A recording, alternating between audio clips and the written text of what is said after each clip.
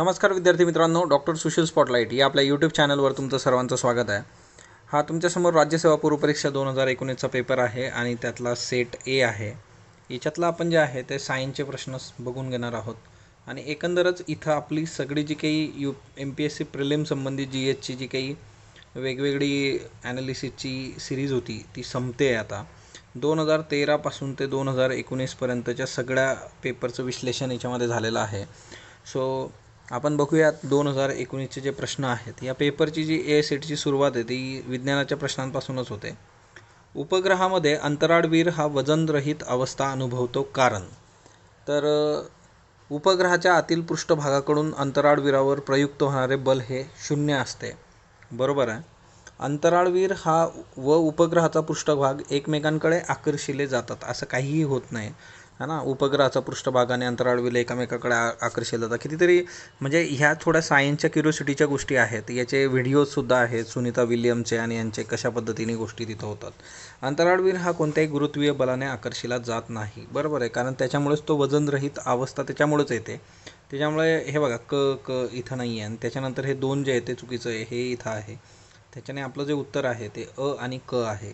So उपग्रहाच्या आतील पृष्ठभागाकडून अंतराळवीरावर प्रयुक्त होणारं बल 0 असतं आणि अंतराळवीर कोणत्याही गुरुत्वीय बलाने आकर्षिला जात नाही। पुढचा प्रश्न बघा, इलेक्ट्रॉनिक दळणवळण पद्धती जी काय असते है ना, electronic communication system, digital signal जे काय असतात तर त्याच्याबद्दलचं सलग संदेश संच पुरवत नाही। Do not provide continuous set of values, represent values as discrete steps आणि युटिलाइज बायनरी सिस्टीम। तर बघा बायनरी सिस्टीम हे 1 0 अशा पद्धतीने वर्क होत असतं। तर बायनरी सिस्टीम मोठ्या प्रमाणावर वापरली जाते आणि ईशामध्ये बघा क हे असणं अपेक्षित आहे। 2 ठिकाणी क तर नाहीच आहे, समजा इथं नाही आहे तर हे आपलं एक तर गेलेलं आहे। त्याच्यानंतर याच्यात कंटिन्युअस सेट ऑफ इन्फॉर्मेशन पण नसतो, त्याच्यामुळे अ जिथं नसेल तर तेही इथून कट झालं बघा, अ ब क। त्याच्यानंतर दशमान आणि द्विमान बायनरी या दोन्ही संख्या पद्धतीचा नाही, याच्यात बायनरीच असतं दशमान वगैरे नाही, तर हे डी चुकीचं आहे। त्याच्यामुळे चौथं गेलं तुमचं आणि त्याच्यामुळे उत्तर जे आहे ते अ ब क हे आपलं उत्तर आहे। दशमान पद्धती याच्यात नसते। बायनरी सिस्टीमवर बरंच काही येत पण असतं। आता बघा प्रमाण जे होतं जे न्यूमेरिकल विचारण्याचं ते इथं कमी झालेलं दिसतं। 2017मध्ये 1 4 5 होते, 18मध्ये 4 होते, त्याच्यानंतर इथं जे आहे ते एकच आहे। Energy of electron revolving around the nucleus in second orbit -3.4 eV, what is the energy in third orbit. आता याचा जो फॉर्म्युला आहे तर तो तुम्ही बघू शकता की एनर्जी इन ऑर्बिट, मग आता हा एन काय आहे, ऑर्बिटचा नंबर कितीमध्ये पाहिजे आपल्याला, 3मध्ये बघायचं आहे। E0 सुरुवातीला जी एनर्जी असते आणि n स्क्वेअर, सो E3 पाहिजे आपल्याला। E0मध्ये किती असते की सुरुवातीची जी आहे ती 13.6 आहे, ओके, -13.6 आणि डिवायडेड बाय, आता ही जरी दुसऱ्या ह्याच्यातली असली तरी मायनस आपल्याला माहिती आहे की 0 ह्याच्यात किती आहे 13.6 असते, हे माहीत असलं तर हे सोपं होऊन जातं। डिवायडेड बाय n स्क्वेअर म्हणजे की तिसऱ्या ऑर्बिटमध्ये बघायची, तर -9नी जर आपण याला डिवाइड केलं तर मग तुमचं जे उत्तर आहे ते उत्तर येतं 1.51 EV मायनस, ओके। सो हे न्यूमेरिकल पण एक आहे की 2020मध्ये अशाच पद्धतीने गोष्टी होण्याचे चान्सेस आहेत की न्यूमेरिकल कमी होतील 4पेक्षा वगैरे, तर ती आपल्यासाठी एक चांगली बाब आहे, कारण प्रत्येकासाठी ही गोष्ट तेवढीशी कम्फर्टेबल नाही आहे।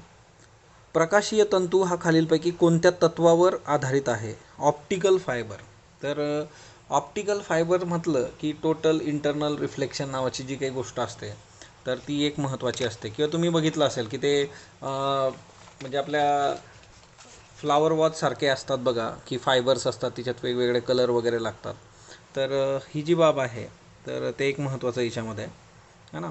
तर ऑप्टिकल फायबर्स जे काय असतात तर ते कुठल्या तत्वावर आधारित आहे, तर याचं जे उत्तर आहे तर ते principle of total internal reflection. म्हणजे ऑप्टिकल फायबरमध्ये काय होतं, अशा पद्धतीने गोष्टी होतात, याच्यात एनर्जी लॉस 0 असतो मॅक्झिमम, त्याच्यामुळे हे वापरलं जातं ऑप्टिकल फायबर। ऑनली सी याचं उत्तर आहे, ओके, टोटल इंटरनल रिफ्लेक्शन।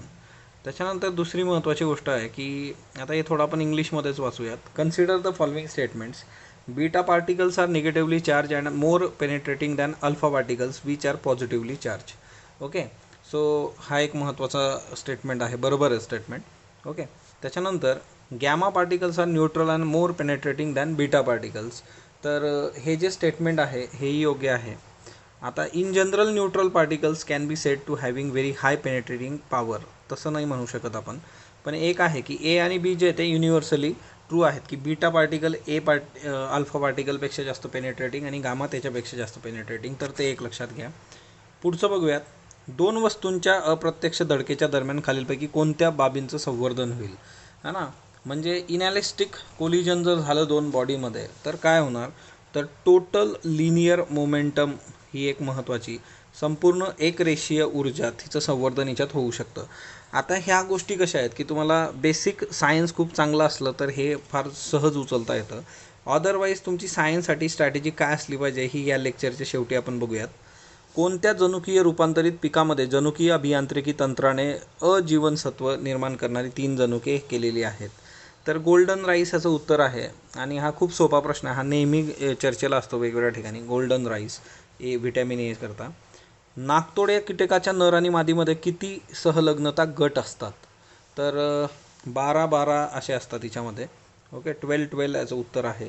तर आता हे प्रश्न बघा, हे खूपच टिपिकल फॅक्ट्स आहेत. हे आपल्याला येतीलच असं काही नाही, पण काही गोष्टी असतात की त्या अशा पद्धतीने विचारल्या जाऊ शकतात. कोणत्या वनस्पतीमध्ये HSK और C4 पाथवे असतो फोटोसिंथेसिससाठी? ऑब्वियसली ऊस याचं उत्तर आहे C4 पाथवेचं. रसायनांपासून स्वतःचं अन्न तयार करणारे जीवाणू कोणत्या रसायनांचे विघटन करून ऊर्जा मिळवतात? आता केमोसिंथेटिक बॅक्टेरिया जो काही असतो, तर केमोसिंथेटिक बॅक्टेरिया तो इनऑर्गॅनिक केमिकल कंपाऊंड्सपासून एनर्जी मिळवतो ऑक्सिडाईज करून त्याला. तर हे एक महत्त्वाचं आहे. त्याच्यानंतर पुढचा प्रश्न बघा. मानवाच्या शरीरामध्ये जे नेफ्रॉन्स असतं बघा, तर ऑब्वियसली आपण प्रत्येक याच्यात बघतोय की ज्या वेगवेगळ्या सिस्टीम आहेत त्याच्यावर किमान एक प्रश्न जर तुम्हाला दिसतोय, तर नेफ्रॉन जे काय असतं तर त्याचा युरिन फॉर्मेशनचा तुम्हाला सिक्वेन्स विचारलेला आहे. आता युरिनरी सिस्टीम जर माहीत असली ती सगळी, तर त्या केसमध्ये हे सोपं होऊन जातं. पण याच्यामध्ये जे आहे की त्याचा जो योग्य घटनाक्रम आहे, correct sequence of urine formation, तो याच्यातला हा आहे. Ultra filtration, selective reabsorption and tubular secretion, तर हा आहे. आणि हे बेसिक तुम्ही रिफायनरी सिस्टीम केलं तर ते वर्क होऊ शकतं. त्याच्यानंतर खालीलपैकी कोणती परिस्थिती दुसऱ्या गर्भासाठी धोकादायक असेल, तर जर पॉझिटिव्ह RH पॉझिटिव्ह पुरुष आणि RH निगेटिव्ह स्त्री. आणि पहिल्या याच्यात अँटीबॉडीज तयार होऊन जातात आणि दुसऱ्या याला मग, कारण पुरुषाचं हे पॉझिटिव्ह आहे, स्त्रीचं निगेटिव्ह आहे, आणि मग त्या याच्यामध्ये ती एक गोष्ट होते. तर याच्यासाठी इंजेक्शन्स पण असतात आणि त्या सगळ्या गोष्टी की त्या केल्या जातात ॲडव्हान्स सायन्समुळं. परंतु हे थोडं आहे आणि हे प्रत्येक ठिकाणी प्रत्येक सायन्सच्या याच्यात हा रेफरन्स असतो. आता बघा, रेस्पायरेटरी पिगमेंट दिलेला आहे आणि ॲनिमल ग्रुप्स तुम्हाला दिलेले आहेत की हिमोग्लोबिन कोणामध्ये आहे ना. तर याचं जे उत्तर आहे, तर हिमोग्लोबिन जे तुम्हाला सापडतं तर ते व्हर्टिब्रेट्समध्ये सापडतं आणि माणसांमध्ये. तर ऑब्वियसली आपण कुठल्या याच्यात येतो त्याच्यानुसार हे वर्क होऊन जातं बघा. दुसरं जे आहे तुमचं की 2 इथं आहे बघा, हे एक 2 आहे, हे एक 2 आहे, म्हणजे खालचे तर 2 तुमचे कट झालेत. त्याच्यानंतर क्लोरोक्लुटिरिन जे काय आहे तर ते तुम्हाला ॲनिलिडामध्ये सापडतं. त्याच्यानंतर हेमेरायथ्रिन जे काय आहे तर ते तुम्हाला लिंगुला आणि हिमोसायनिन जे आहे ते मॉल्युसेसमध्ये सापडतं. याचं उत्तर जे आहे ते 2 आहे. ओके, तर ते एक लक्षात ठेवा. आणि एक गोष्ट आहे की क्लासिफिकेशन ऑफ ॲनिमल्स याच्यावर प्रश्न आपल्याला आधी पण येऊन गेलेले आहेत आणि जे काही बुक्स होते स्टेट बोर्ड वगैरे त्यावेळेस पण मी हे एक्सप्लेन केलं होतं की क्लासिफिकेशन तुम्ही करा. त्याच्यानंतर पुढचा प्रश्न बघा की sliding filament theory of muscle contraction. आता मसल कॉन्ट्रॅक्शनची जी थेअरी आहे त्याच्यानुसार 2 स्टेटमेंट दिलेले आहेत. This theory explain the modern concept of muscle contraction. This theory was put forward by हल्स्के अँड निगर्गे. आता हल्स्के आणि निडर्जके या 2 शास्त्रज्ञांनी मांडली होती. दोन्ही स्टेटमेंट बरोबर आहे. आधुनिक स्नायू संकुचन आणि दोघी स्टेटमेंट म्हणजे त्या थेअरी जशा आपण फिजिक्सच्या वगैरे थेअरीज मी तुम्हाला सांगितलं की तुम्हाला त्या बेसिक माहीत पाहिजे कुणी सांगितल्या काय सांगितलं, तसं हे बायोलॉजीमधली मसल कॉन्ट्रॅक्शनची होती. ड्युरिंग कॅल्सिनेशन प्रोसेसमध्ये काय होतं, तर कॅल्सिनेशनमध्ये CO2 दिलं, ऑनली CO2 आऊट होतो, only H2O from hydrates is given out. तर 1 आणि 2 जे आहेत तर ते डिपेंड ओर कुठला आहे त्याच्यानुसार ते असेल की धातू कुठला आहे. कॅल्सिनेशनमध्ये बघा की हायड्रेट्स जर असलं तर मग H2Oची गोष्ट येते. हरित रसायनशास्त्र काय असतं बघा. हरित रसायनशास्त्र म्हणजे काय, तर use of non toxic reagents and solvents producing environment friendly products, यालाच ग्रीन केमिस्ट्री असं म्हटलं जातं.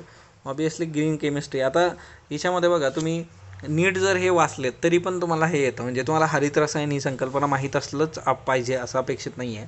म्हणून तुमचं वाचनही प्रॉपर पाहिजे. बघा, दररोजच्या वापरातील रसायने तयार करणे, रासायनिक अभिक्रिया, हिरव्या वनस्पतीपासून, हे तर खूपच बालबोध टाकलेलं आहे की ते कट करू शकतो. जैविक घटकांपासून अभिक्रिया बनवणे, बिनाविषारी द्रव्य आणि द्राव्य वापरून पर्यावरणपूरक, दॅट इज ग्रीन रसायन आहे ना.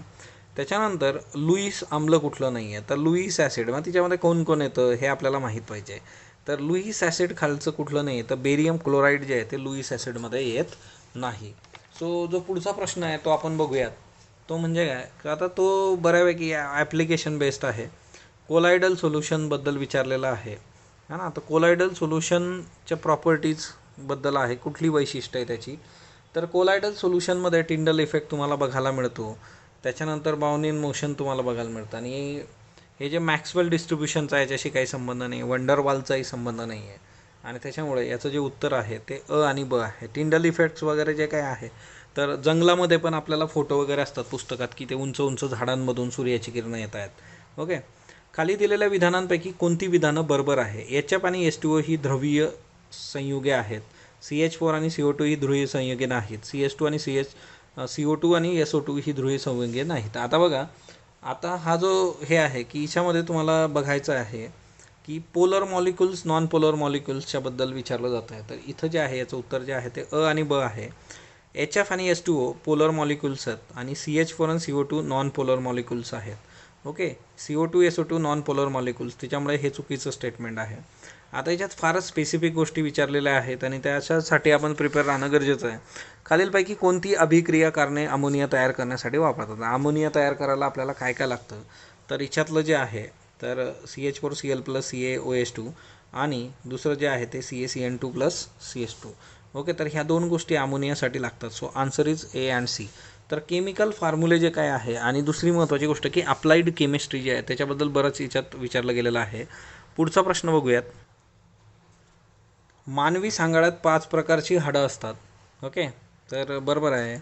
5 types of bones in skeleton. वजनाला आधार देणे, हालचाली सुलभ करणे ही हाडांची कार्य आहेत, हेही बरोबर आहे. स्नायूबंधांच्या बंधांना दबावापासून वाचवणे हे सपाट हाडांचे कार्य आहे ना, असं काही नाही आहे.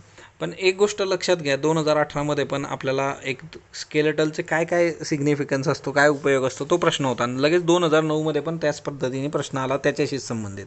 पेपर जुने बघण्याचा हाच फायदा असतो. सो याच्यातले जे टॉपिक्स आहेत ते तुम्हाला नीट करायचे 2020साठी. पुढचा प्रश्न बघू. हा एक डिसीज आहे बघा. टिक्का रोगाचा प्रादुर्भाव खालीलपैकी कोणत्या पिकास होतो, तर ग्राउंडनट असं याचं उत्तर आहे, भुईमुग.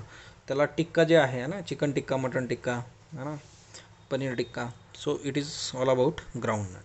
आता एक गोष्ट आहे की हे प्रश्न आपण बघितले. आता सायन्ससाठी तुमची स्ट्रॅटेजी काय पाहिजे. सिम्पल एक गोष्ट, या जुन्या पेपरमध्ये जे टॉपिक्स आहेत, जे रिपीट झालेले टॉपिक्स आहेत किंवा ज्या टॉपिकवर परत परत प्रश्न येतात ते सगळे टॉपिक नीट करायचे.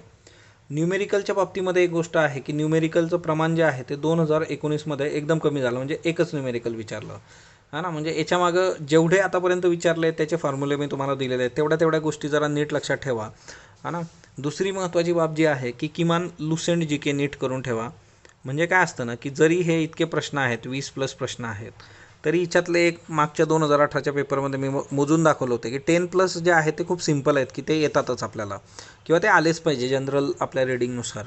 आपली जी पुढची कॉम्पिटिशन आहे ती पुढच्या 10साठी आहे. आणि ह्या 10मधले मॅक्झिमम आपण कसे काढू शकतो, तर त्याच्यासाठी आपण प्रयत्न करणं गरजेचं असतं. तर ती एक बाब तुम्ही लक्षात घेतली पाहिजे आणि त्या अनुषंगाने कामं केली पाहिजेत. तर हा एक खूप खूप महत्त्वाचा मुद्दा याच्यामधला आहे. आणि जास्तीत जास्त तुम्ही सायन्सचं रिव्हिजन आणि त्याच्याशी रिलेटेड अप्लाइड केमिस्ट्री बघा, म्हणजे सगळंच अप्लाइड सायन्स जे काही आहे, मग तिच्यात अप्लाइड बायो असेल, त्याच्यानंतर केमिस्ट्री असेल, फिजिक्स असेल, तर ह्या गोष्टी थोड्या बघितल्या पाहिजेत. चर्चेत काय काय होतं त्या गोष्टींवर थोडा फोकस केला पाहिजे. तिच्यातून गोष्टी वर्क करणं हे गरजेचं आहे. स्पॉटलाईटबरोबर जोडलेलं राहा. सर्वांना परीक्षेसाठी बेस्ट लक. धन्यवाद.